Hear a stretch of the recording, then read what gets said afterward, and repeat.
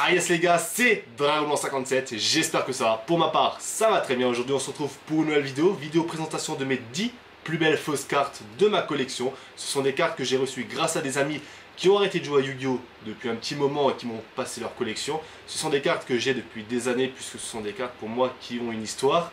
Et ce sont des cartes tout simplement qu'on trouve dans des pays différents que la France. Donc moi j'étais déjà en Turquie, j'ai chopé des fausses cartes. Ça m'a choqué puisque je m'attendais à avoir des vraies cartes à l'époque, j'avais 8 ans et au final non, c'était des cartes, je me suis dit mais c'est quoi ce bordel, je comprends pas. Et donc du coup ce sont des cartes qui nous viennent de Grèce, d'Égypte, de Turquie, voilà. Et donc pour moi c'est l'heure de vous présenter ces cartes là. Je savais qu'un jour elles allaient me servir à quelque chose, la preuve, je vous fais une petite vidéo et allons-y. Et voilà les gars, c'est parti, maintenant je vais vous présenter mon top 10 de mes 10 fausses cartes préférées. On va commencer avec le magicien sombre du chaos, ou plutôt en allemand Der Schwarze-Zauberer des Chaos. Donc c'est une carte magnifique, hein, voilà. C'est une belle fausse. En bas à droite, il n'y a pas le carré. Tout le monde, c'est une extension qui est vraiment très recherchée, l'extension 307, qui cote à fond. Donc j'ai vraiment beaucoup de chance de l'avoir. En plus, comme vous pouvez le voir, c'est un magicien effet. Donc Der Stamm, der Zoba, Unwanted Wirkung. Ouais, moi et l'allemand ça fait 30 donc c'est horrible. Mais voilà, c'est une très belle fausse carte. Bon, elle est complètement défoncée, mais bon, ça fait des années que. Voilà. Ça fait des années que je l'ai. Ensuite, nous avons Attack and Receive. Donc c'est une belle carte. Voilà, c'est une carte piège. Première édition avec le carré, tout est sympa. L'édition PSV, donc je sais pas si elle existe vraiment. Mais ouais. C'est juste le couleur rose qui est complètement délavé. Qui est pas en fait intense. Du coup, on le remarque à 500 km comme quoi, voilà, c'est une fausse. Mais c'est toujours sympa. Ensuite, Monsters Gale. Donc ça, c'est une carte magie. Comme son attribut le montre, tout simplement. Sauf que là, ils l'ont transformé en carte piège. Donc également une extension qui cote très très cher. En plus, je suis fier de l'avoir en première édition. Voilà, WY, c'est recherché par les collectionneurs du monde entier. Voilà, c'est... Non, mais ça, c'est des cartes qui ont été imprimées en Grèce, en Égypte, en Turquie. Enfin, je sais que j'ai des potes quand ils étaient en vacances là-haut. Même moi, ça m'arrivait en Égypte d'en acheter et je me retrouve avec des cartes comme ça. Et t'es choqué, tu t'attends à avoir des vraies cartes et au final, tu tombes avec des cartes horribles. Le Hungry Burger, qui est également l'une des cartes Yu-Gi-Oh, je pense, qui a été le plus falsifiée, puisque c'est là combien de fois est-ce que je l'ai vu dans des couleurs ou différents, c'est du grand n'importe quoi. À la base, Hungry Burger devait être une carte rituelle, je dis bien à la base. Là maintenant, c'est devenu un monstre fusion. Alors bien qu'il y ait écrit rituel, la couleur, c'est bien du violet. Et puis aussi, ce qui me fait marrer, on va pas dire que c'est l'effet, mais on va dire que voilà, c'est la présentation de la carte. Quand tu vois la hauteur que ça a, c'est vraiment pas mal. Ils ont vraiment tout mis pour l'image. Ensuite, nous avons, ah oui, ça c'est une carte que j'ai reçue justement d'un abonné, Mister Universe. Donc la vidéo qui est pas sortie encore et j'espère qu'elle va sortir très prochainement. Et j'avais reçu dans le lot qui m'a donné de ces cartes le numéro 107 et je pensais vraiment que c'était une vraie. J'ai même pas fait gaffe au début.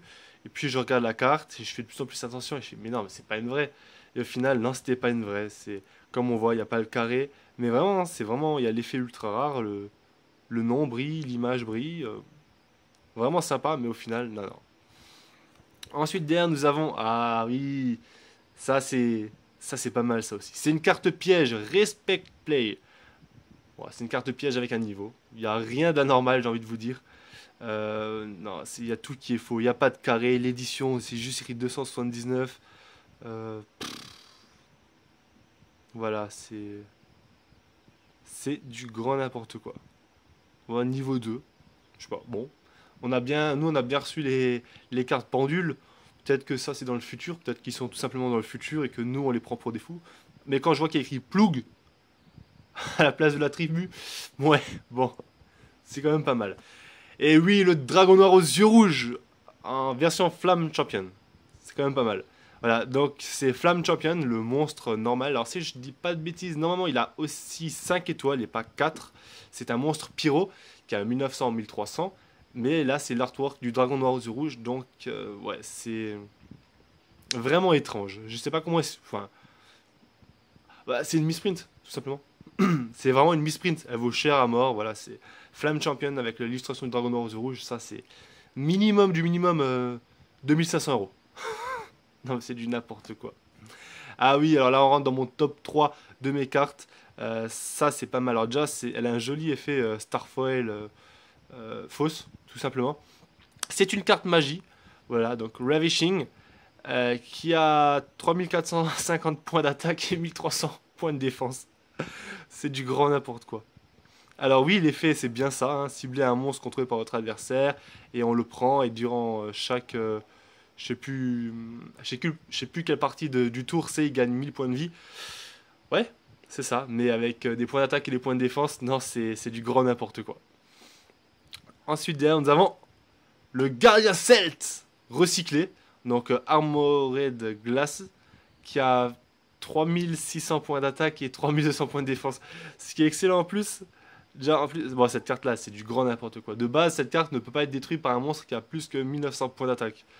Donc clairement, sachant qu'il en a 3600, que c'est une carte piège en plus. Ce qui est écrit là c'est carte piège qui a ouais, première édition. En plus, l'effet, c'est n'importe quoi. Ça n'a rien à voir avec l'effet qu'il y a là. Et encore une fois, c'est du PSV. C'est c'est vraiment du n'importe quoi. Et derrière, nous avons une carte que j'ai reçue d'un ami. Et je me suis tapé, dès que je l'ai reçue, je me suis tapé des barres dessus. C'est Kazejin. Voilà. Alors déjà, hein, c'est extrêmement rare. Dieu, diable devant. C'est une carte fausse française, donc déjà c'est pas mal du tout.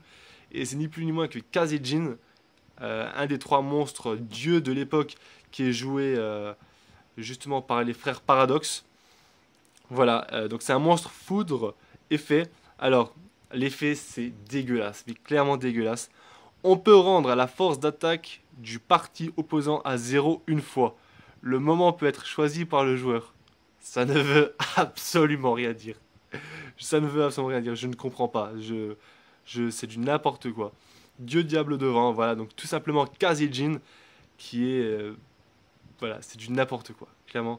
Ensuite, bon, après, derrière, là encore, ça va. Quoique ça va, je crois que c'était sur cette carte. Non, on va pas faire sur ça, c'est n'importe quoi. C'était sur cette carte-là. Ouais, où le logo Yu-Gi-Oh! Est beaucoup plus petit. Et puis même, certaines des cartes derrière, on va laisser l'original là. Certaines, ça va. Mais là, par exemple, là, cette carte-là, c'est du grand n'importe quoi. Ça aussi, voilà, le logo Yu-Gi-Oh! Qui déchire en bleu, là, franchement, c'est pas mal. Pour le Hungry, c'est... Respect Player. Le Yu-Gi-Oh! Là en haut, enfin, c'est du grand n'importe quoi. Encore une fois, on l'a. Un Yu-Gi-Oh! Comme ça, c'est... Là, c'est bien. Moi, je kiffe. Tout simplement, moi, je kiffe les fausses cartes, puisque c'est là où tu te dis comme quoi...